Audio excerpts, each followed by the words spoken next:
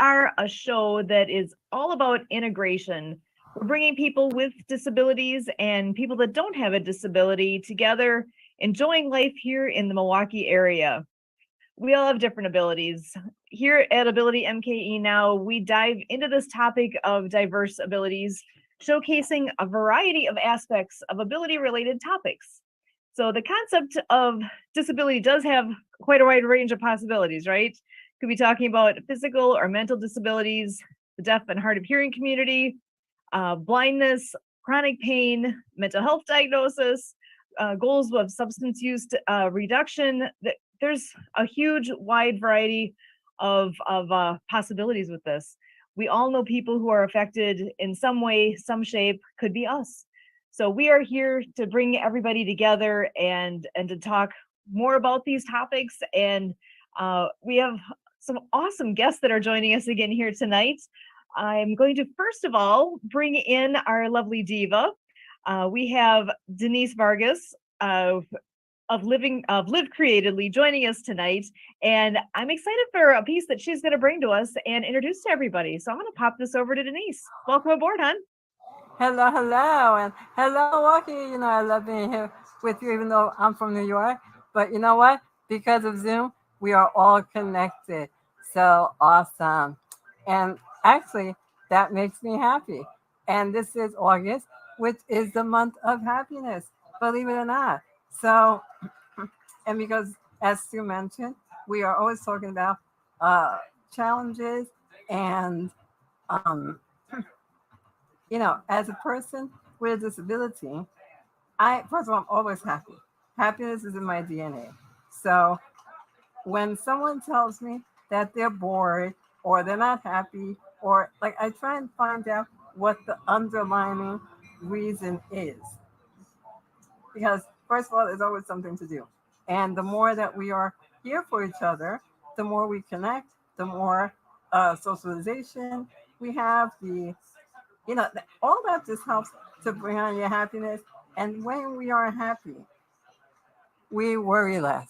We are able to function better. We even our pain. For those of us that deal with chronic pain, just being in a happy mood really just shifts your energy and your state of mind, which then brings you to mindset, right? So happiness really is a state of mind. And Edwin Edinburgh has this great quote that I love, and just thinking about it makes me happy.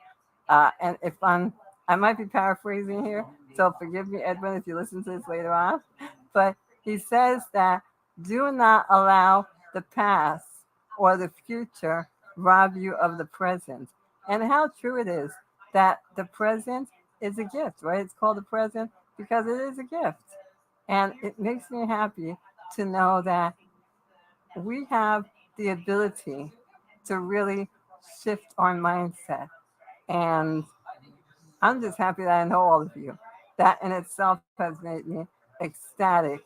And again, anything that I can do to help anyone be happier and shift their mood and get their happy on, I'm all for it.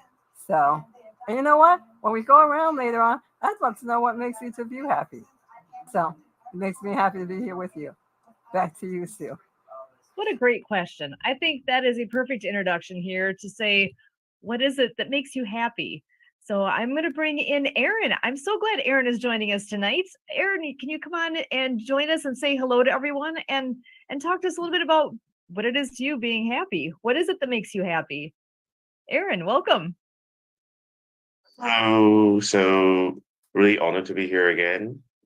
Related to the question about being happy is I love being myself. I mean, everyone can be themselves. If the world actually sets restrictions, we break it and we actually be true to ourselves. I think that's one thing that I and actually everyone can be still happy on that part because you're being true to yourself. There's no regrets. There's no restrictions. You're able to innovate just like I am doing right now. I like myself to be like a polar bear. For example, you can see I'm here like I love bringing like things that can really represent me and really share my thoughts through it. Because in life itself, there's nothing much more precious than being happy itself. Because happy is a state of mind. Happy is more like we can turn things around. We can spread happiness around to people who might be feeling down, and that's a very big empowerment factor. Many people fail to realize that happiness is not a given. Happiness is a gift. And and when you have this gift of happiness, it's contagious. It's just like laughter. We do have a session, I remember, in an organization in XMP that they always have this session whereby we laughed and we share the laughters to everyone. That is just only like a couple of minutes, but that couple of minutes may mean eternity to some people because they have never tried it.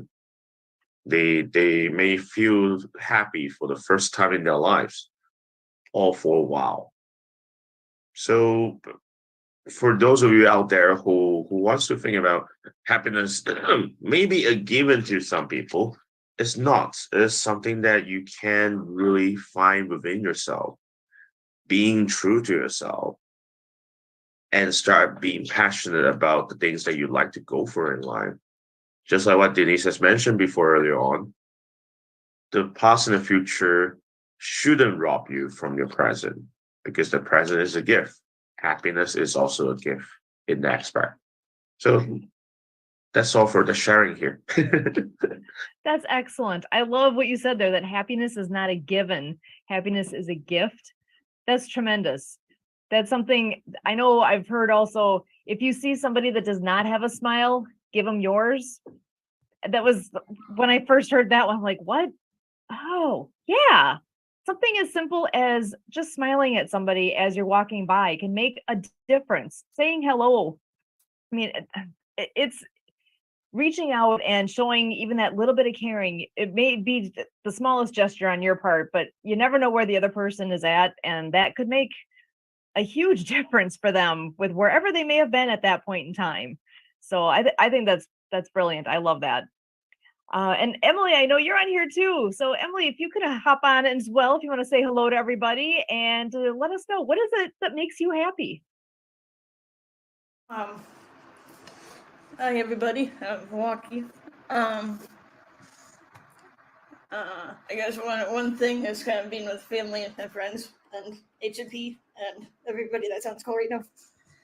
So, I mean, just kind of, I agree with what Denise and Aaron said. But you're going along with it. I mean, with what you were saying, Sue. I mean, Edwin sort of seems like through his 1,000 conversations, like help somebody not commit suicide, and that's kind of happiness too. So that's kind of what I have to say. Awesome. Yeah, we don't realize what an impact we can have on another person. And yeah, can you imagine having the title of CHO, Chief Happiness Officer? I think that's a pretty cool thing. So it is a real deal. I mean, that's something. Actually, this Saturday we're getting ready to help out at an event that's taking place in Landon, Wisconsin. So local to, it's just a couple miles from where we live here. That is a suicide prevention awareness event. So it's a 3K walk. We're actually part of the Optimist Club, and with what our role is, basically we're part of the hospitality. We're going to be handing out waters and helping people with what's going on at the walk. But the fact that this even exists that's one of those things that kind of, if you really think about it, kind of pops you between the eyes a little bit, like, wait, we actually have to have an event to bring awareness to this critical piece of suicide. I mean, it is amazing. I've been actually kind of surprised just how prevalent the topic has been in my circle in the last, I'd say, year or so. Because I know with Brian Gibson and what he's done with Hope Stock, that he just had an event that they had just had, and then just their overall goals with what they're doing at at his location, that's part of the purpose there too, is to help veterans as they're transitioning from military life to civilian life, and that's a real deal about where are people at with the topic of suicide. So happiness is something that a lot of people, I think, just take for granted. You don't really think about it until there's a reason to. And the fact that this month is that is a topic and a reason for a conversation, I think, is brilliant. And with that, I'm going to pop this over to Kurt. I want to bring you in to say hello and to share with us, what is it that makes you happy? Kurt, over to you. All right. Well, I guess first of all, excuse me, pardon me. In consistency with the show and being involved in radio, I obviously have a little bit of craving attention. So having people like all of you out there providing me attention is fuel to happiness. But an important note in all of this is, as we mentioned, the work of Edwin Edeberry and happiness as a default position, and happiness as a skill. Happiness, has that opportunity to be driven by, again, saying a default position or kind of a countenance. And, so we're a member of Optimist International, and there's the Optimist Creed. And, obviously it helps that when we're around people that... Hello, I'm finally here. All right, Rose Onama. Rose, we were just talking about, The one and only Queen of the Nile. Yeah, so Sue is just asking me, what makes me happy. And so now that you're on, we can announce that I'm happier now that Rose is on. So Rose, how are you doing? And how is happiness? I am good. I am happy. I have a story to tell you. Whenever you're ready, when you let me know when I can do that. I've shortened it to just a minute. All right, or so. we are ready, Rose. You are our official storyteller here at AbilityMKE. All right. Oh, do I love storytelling? One of the things I wanted to, I connect with people through my storytelling, and I like to teach people how to do storytelling instead of angry words.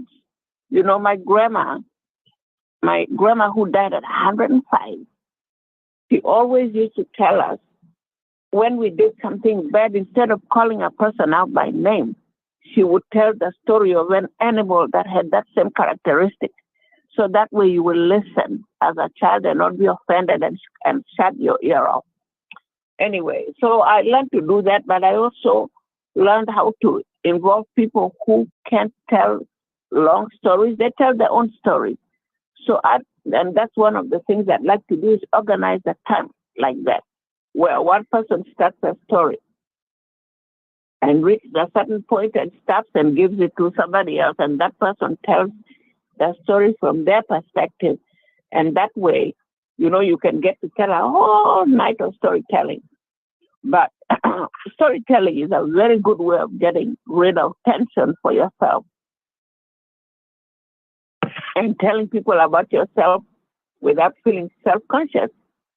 Of course, me, I never feel self-conscious. I like to do storytelling. But, today I was thinking how blessed I am. Because 16 years ago, this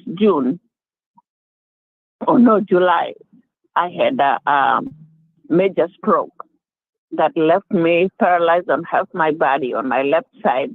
Before this, I was like I danced. I paid for my undergraduate degree by running AAU track for Illinois. And I was pretty good too. They paid for everything for my education. And now I'm older. I'm over 60. I'm closer to 70 than I am 60. So, I'm always thankful. Like I say, it's better. And I used to teach dance professionally and dance a lot myself. But I realized, what? I gained so much more from being physically disabled and being in a wheelchair than I lost. one of the things again is my dignity in that I stepped off the stage because I was sick, not because I was too old and I got pushed off. That's what happens in the dance world. Anyway, and I continue dancing. So I'm getting ready to teach people to dance in wheelchairs. You don't have to be wheelchair bound. You can be an older person or somebody who has hip issues or feet issues. You know, I have a student who loves to dance too. She is Puerto Rican. And I taught her how to do some African. Of course, you know, Puerto Ricans have a lot of African moves in their dancing, like any Latin American or Caribbean music does. And, you know, so I like to teach that. I have so many things I want to do.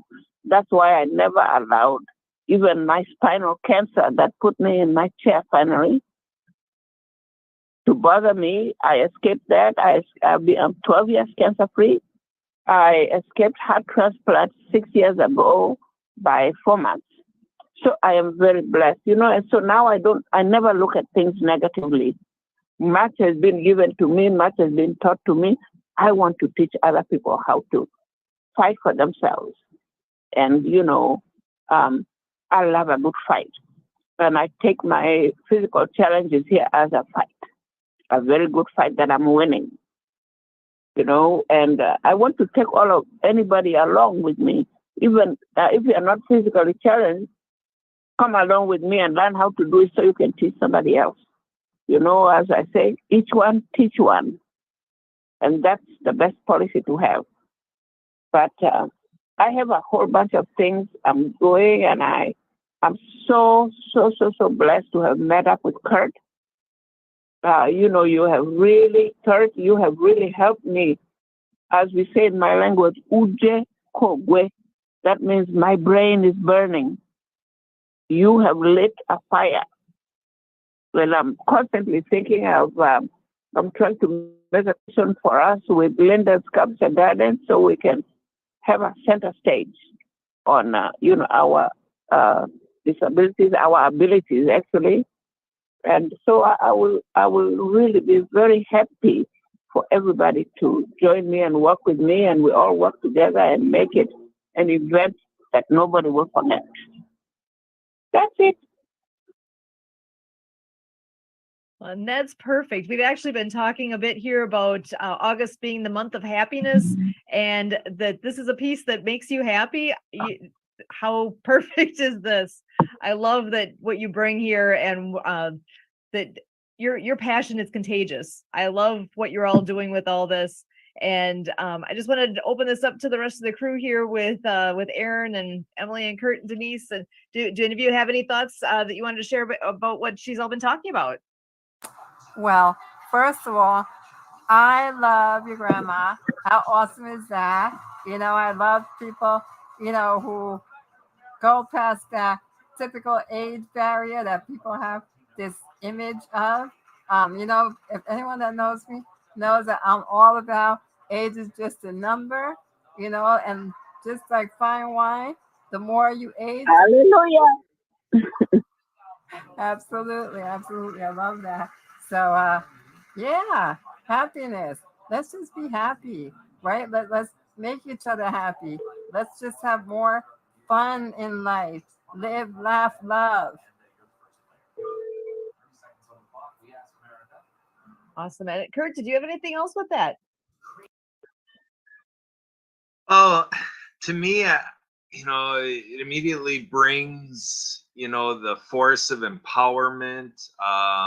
You know, Sue, you and I have been at an event where it talked about the art of allowing, you know, which is inspired by, you know, The Secret and the law of attraction. And there's things like the mastermind concept. So there's this whole acumen. And then, you know, I talk about in the disability community and, you know, the idea of ability and, you know, the irony of, you know, being labeled disabled or, you know, being people with disabilities. And you look at, you know, really the abilities there, you know, by each and every individual in the disability community, and how there is, you know, with Tori Przynski, there's this idea of stigma, and so that's part of what we're doing here is we're trying to flush out stigmas, and we're trying to give rise to, maximizing the potential in this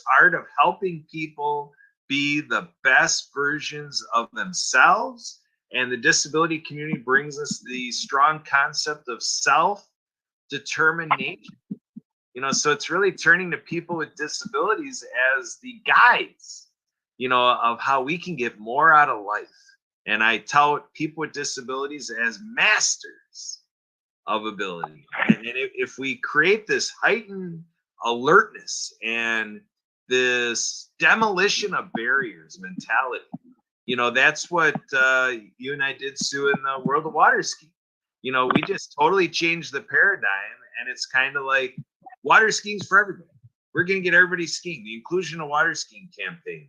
And through that energy, we more than sextuple the access to the sport of water skiing. And so this is what Rose is hearing from me, is that we're going to get her did.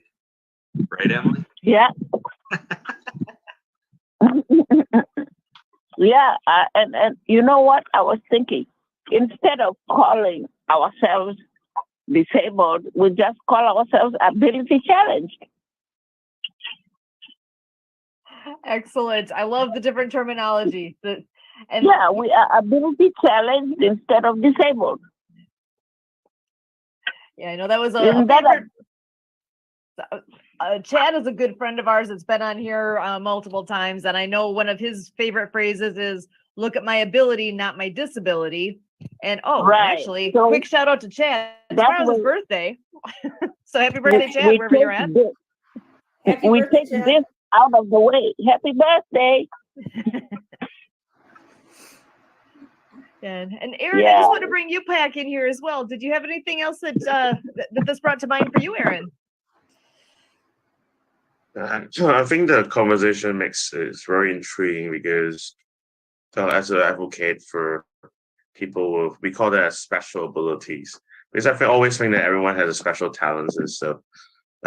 As basically that story that our speaker just shared, it just makes me reflect on the power of public speaking and storytelling itself, because in just a couple of minutes is a very fine art to reflect and also share one's life for just a couple of minutes. Builds credentials, builds trust, builds connection. I really appreciate that, especially on your genuine sharings and to of your grandma to us, and that really makes an impact. I really thank you for sharing on that part.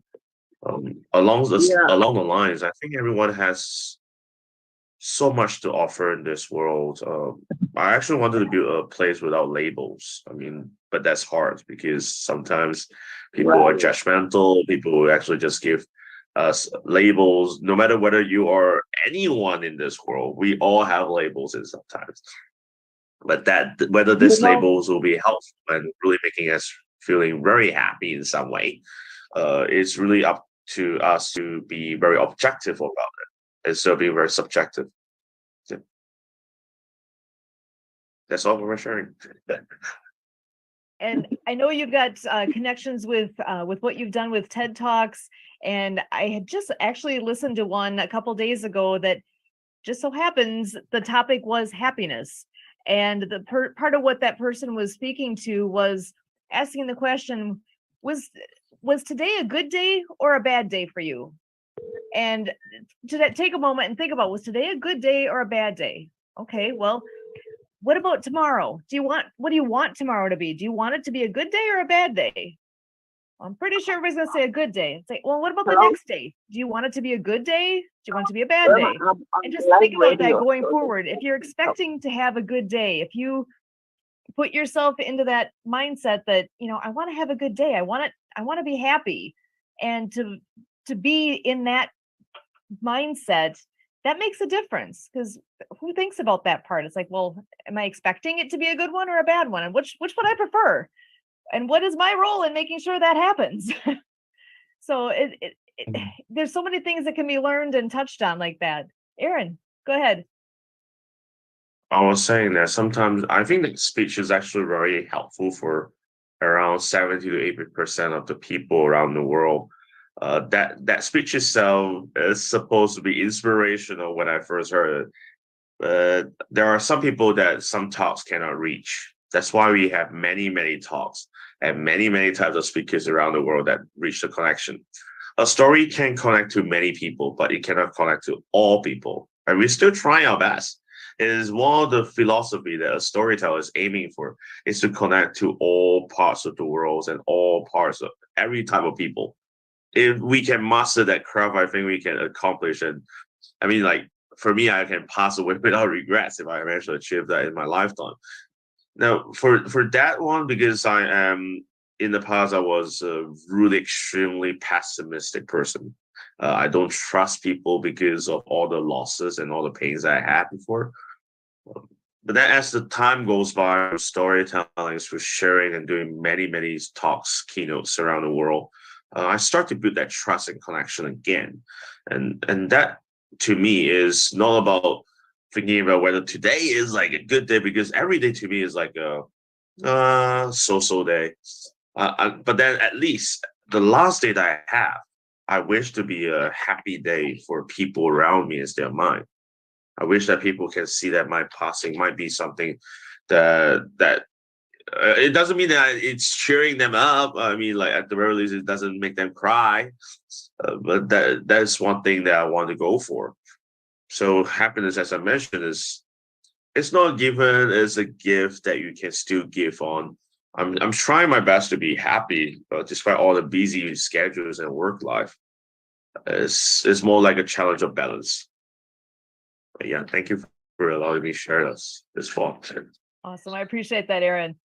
And with Denise bringing this topic forward of happiness, I so appreciate that concept. And I know we touched earlier on the optimists, and that there is this optimist creed. I'm just going to take a moment as we're closing to actually read the creed to you so that you know what that's about. So the Optimist Creed, so Optimist International is a great organization. And here is what we read at each meeting. Promise yourself to be so strong that nothing can disturb your peace of mind, to talk health, happiness, and prosperity to every person you meet, to make all your friends feel that there is something in them, to look at the sunny side of everything and make your optimism come true, to think only of the best, to work only for the best, and to expect only the best, to be just as enthusiastic about the success of others as you are about your own, to forget the mistakes of the past and press on to the greater achievements of the future, to wear a cheerful countenance at all times and give every living creature you meet a smile, to give so much time to the improvement of yourself that you have no time to criticize others, to be too large for worry, too noble for anger, too strong for fear, and too happy to permit the presence of trouble. And with that, I can't thank you all enough for what you've done and what you bring to this show, with the stories, with all the parts and pieces that we are here together. We are Ability MKE Now. And for Kurt, Emily, Denise, Aaron, and Rose, I'm Sue, and we thank you.